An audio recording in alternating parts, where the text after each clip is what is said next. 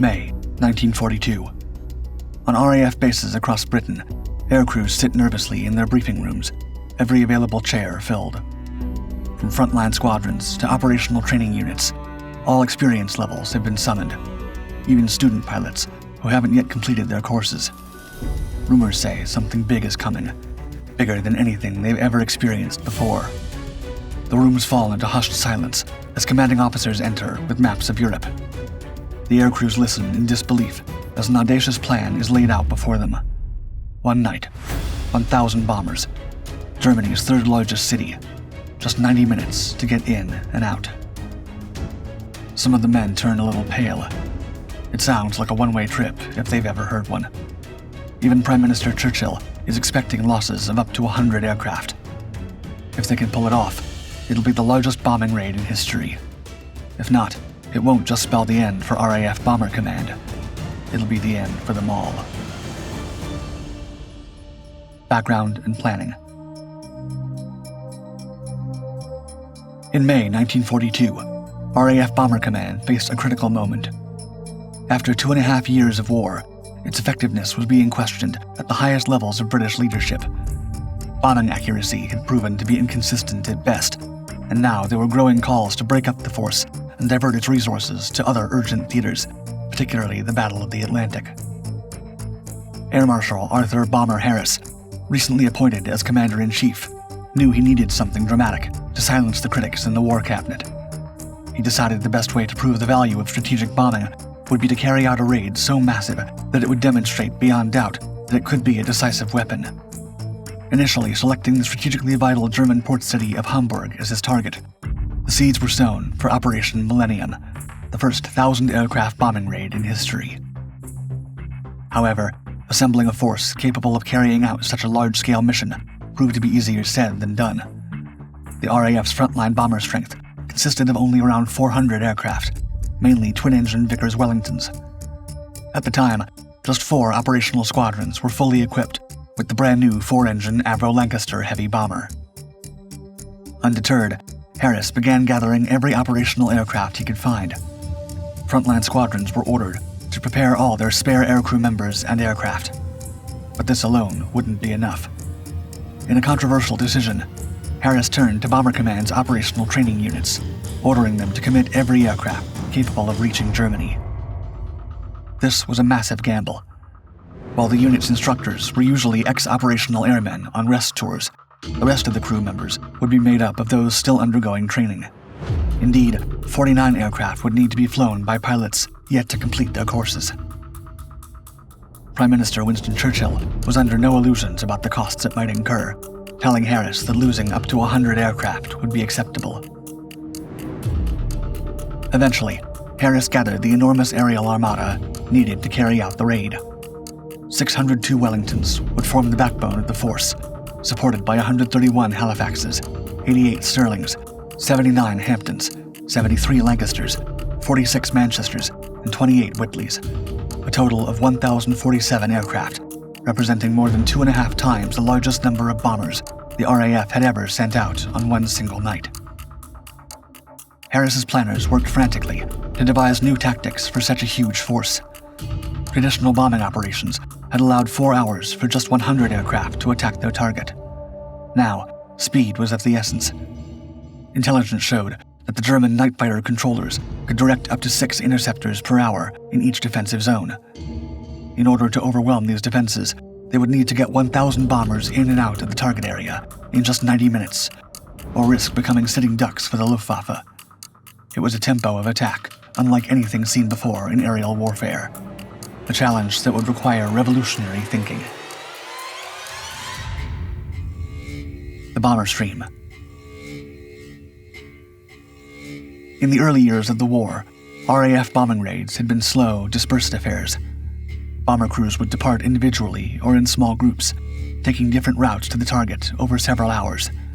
This cautious approach was meant to confuse German defenses, but in practice, it left each aircraft vulnerable to night fighters and made accurate bombing nearly impossible. Harris and his planning team came up with a radical solution. At its heart was the bomber stream, which had all the bombers follow the same path at one steady speed, like cars on an invisible highway. Each bomber was assigned a specific height band and time slot within the stream, carefully calculated to minimize the risk of collision in the darkness. This ambitious plan was made possible using a recently introduced radio navigation system known as G, which could guide bombers to their targets with unprecedented precision. By receiving signals from 3 ground stations in Britain, crews could determine their exact position, even amid heavy cloud cover or total darkness. The lead units in Operation Millennium's seemingly endless formation would harness this new technology. The Wellingtons and Stirlings of No. 1 and No. 3 groups were to act as pathfinders, their experienced crews using G to maintain exact course and spacing, and blazing a trail for the waves of bombers following behind. However, G had one limitation, which prompted Harris to make a major change to his plan. The system's range would not stretch as far as Hamburg, his original choice of target. Fortunately, Basil Dickens, the scientist heading Bomber Command's operational research section, had an alternative suggestion. Cologne was Germany's 3rd largest city and a major industrial hub, and most importantly, it was within G's reach. When poor weather conditions over Hamburg cemented the decision, Harris redirected the full might of Operation Millennium toward Cologne. Millennium gets underway.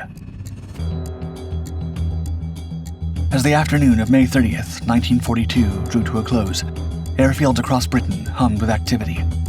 Ground crews loaded bombs and topped off fuel tanks. Navigators carefully plotted courses. Pilots attended final briefings. As darkness descended, the single largest aerial force ever assembled stood ready to make history. One after another, the bombers began to take flight, the dull roar of thousands of engines filling the English night as they joined the growing stream headed for Germany.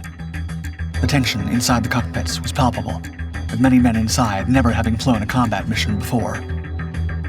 Now, they were destined to face the full thunder of one of the Third Reich's biggest and most heavily defended cities.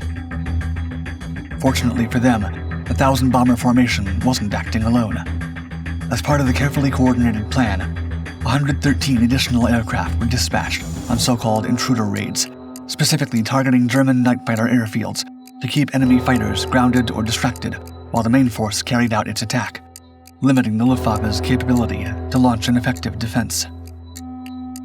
As the giant formation reached Cologne, the German anti-aircraft gunners and night fighter pilots were taken by surprise.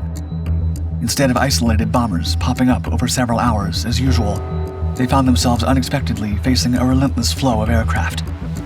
German radar operators watched in disbelief as their screens suddenly filled with targets, with hundreds of bombers pouring through each defensive sector in a matter of minutes. The bombing. At 12:47 a.m. on May 31st, the first bombs began to fall. Like a vast aerial conveyor belt, the bomber stream delivered its payload with mechanical precision.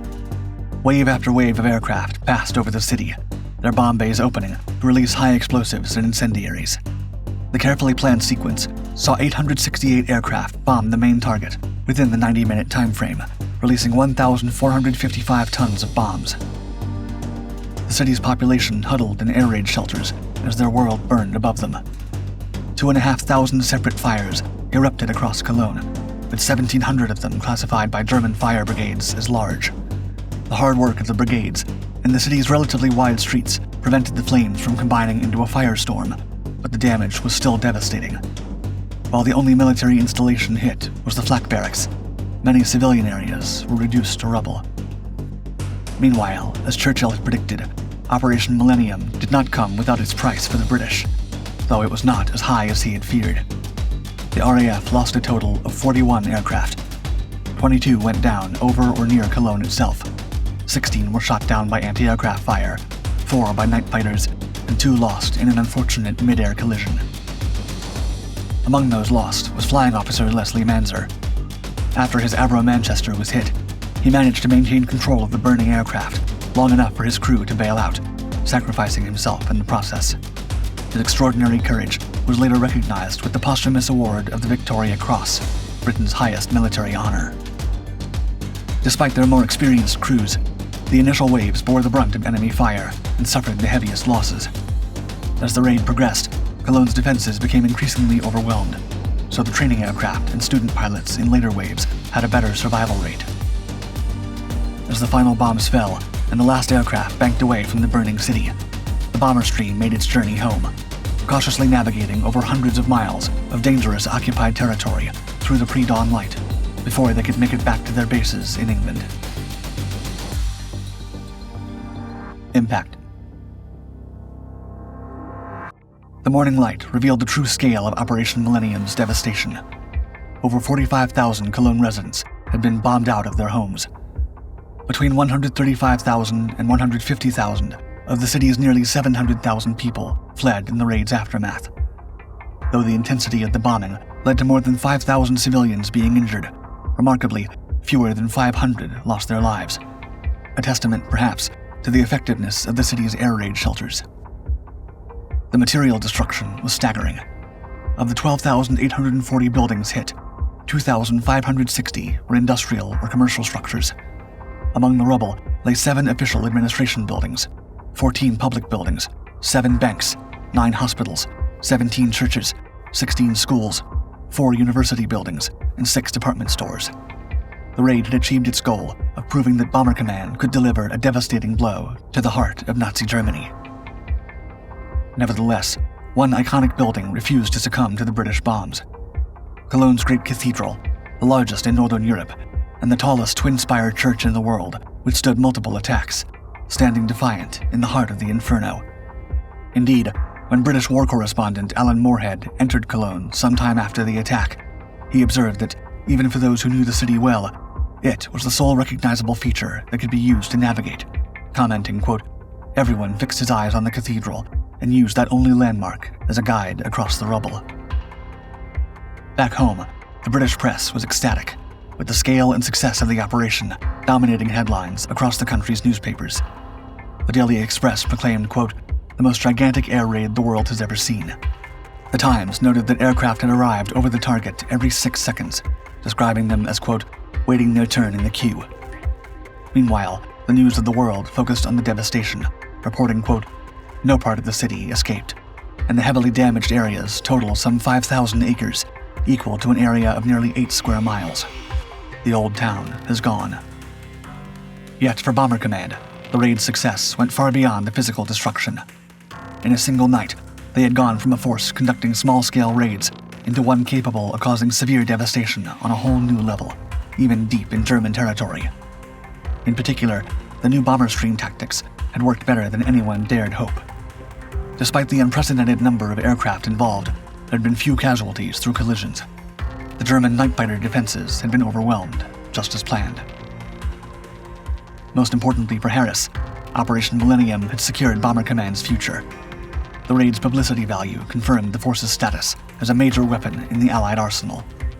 No longer would there be talk of breaking it up or diverting its resources elsewhere. The age of strategic bombing had begun.